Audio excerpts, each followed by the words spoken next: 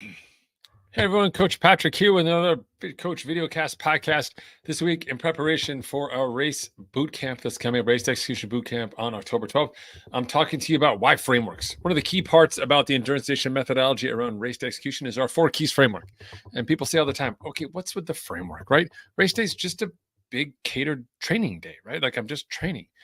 I always tell people like that's a really interesting story that we tell ourselves. And we go into uncertain situations, even places where we've been before where we know the outcome is variable. We often tell ourselves or give ourselves narratives as a means of comforting us, right? So we say to people, hey, you're not really jumping into a metal box and going at 60,000 feet in the air and traveling 575 miles an hour. We're just, making a connection. It's just a connection, right? It's like you're putting two Legos together, connection. Really, you're doing something that's actually pretty incredible, right? Pretty. We've normalized it in terms of like flight and all of that. But at the end of the day, it's not necessarily your everyday activity. It's something we've normalized. And what we do when we're in a situation that's uncomfortable, that we don't approach as an expert who's flying a plane or an expert in an air tower, expert who's running the plane from the inside, like your crew. At the end of the day, we sort of tell ourselves these stories so that we're not concerned. And I'm here to tell you that if you want to have a fantastic race, you absolutely need to be concerned. Like reach out, go ahead, reach out to me right now, grab that concern dial. Let's turn it up. I'm doing it right now on the YouTube channel. We're gonna turn it up. This microphone here was a concern button. Maybe smashing that concern button. Because at the end of the day, we don't measure our year by workouts. Like sure, we get a report from whatever software you use. And it's like, you did this many steps. You went that far. This is how many heartbeats you had. This many hours you slept. Also like, yay, right? But at the end of the day, internally, how we measure our years by milestones, by moments. And those milestones and moments happen at races. And the varied degree to which you are competent at racing is what determines the magnitude of that year, of that milestone. So you can have a year with 5 or 6 races, but if you have a subpar performance at all of them, sure, you did 6 races. You could say, I guess if just doing 6 races was my thing, if putting 6 charges on my credit card was a thing, if packing my bike 6 times was a thing, congratulations. If you're all about racing and putting together a good race, then you have a very different set of protocols that you follow. And that's how we operate inside Endurance Nation. So we use frameworks specifically because not only are most athletes lying to themselves, they also bring their training mindset to race day. And the framework that we use for the 4 keys busts that story out of the gate. Okay. So the reason why training doesn't work as a methodology for race day, and why the reason why we don't train like normal people train, we work with our athletes inside Endurance Nation, is simply because when we step back and say, how do we want people to be successful on race day? They have to be prepared to make decisions and to adapt. But what do we do the other 364 days a year? Oh, wait, you race 6 times. So the other 359 days a year, the other 359 days a year, you follow a plan.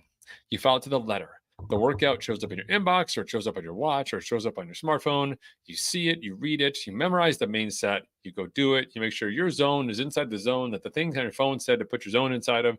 You come back, you download it, you look at it, and you judge yourself by whether or not you did exactly what the thing told you to do. Great, right? You're following your plan to the letter. That's great, right?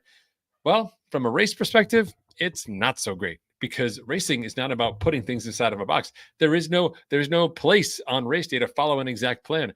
You line up and said, I'm gonna run this marathon, and then you get out there and find out that the marathon is not a straight line.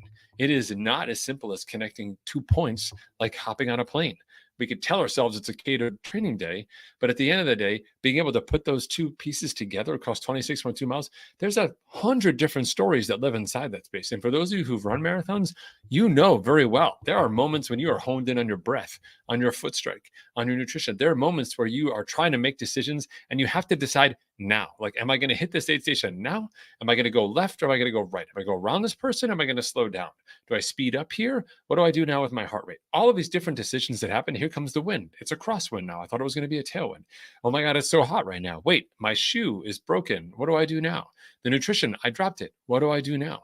That, my friends, is racing. All the things that go wrong, things that make you say like, oh, that wasn't a great workout because I got a flat tire.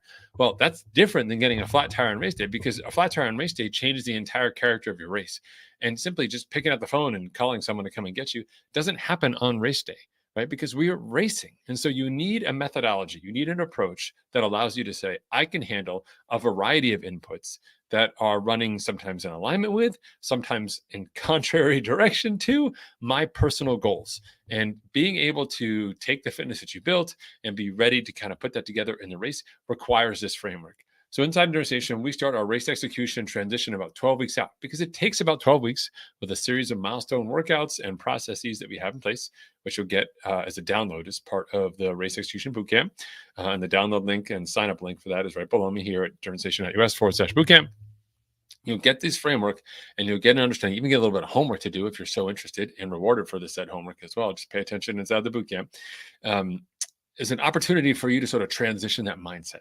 Because if you show up with that rigid, comply only, follow the rules mindset on race day, you're going to be sorely disappointed.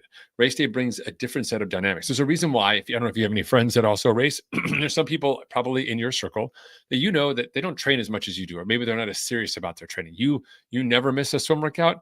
They're kind of hit or miss, and they're not great swimmers, right? You never miss a run workout, rain, snow, sleet, global warming, whatever. You're there doing it. Your friend sometimes there, sometimes not. Sometimes they've got something else. Sometimes they're in like a local pottery competition, right? You're like, I thought we were running. And you're like, sorry, pottery. I gotta do pottery.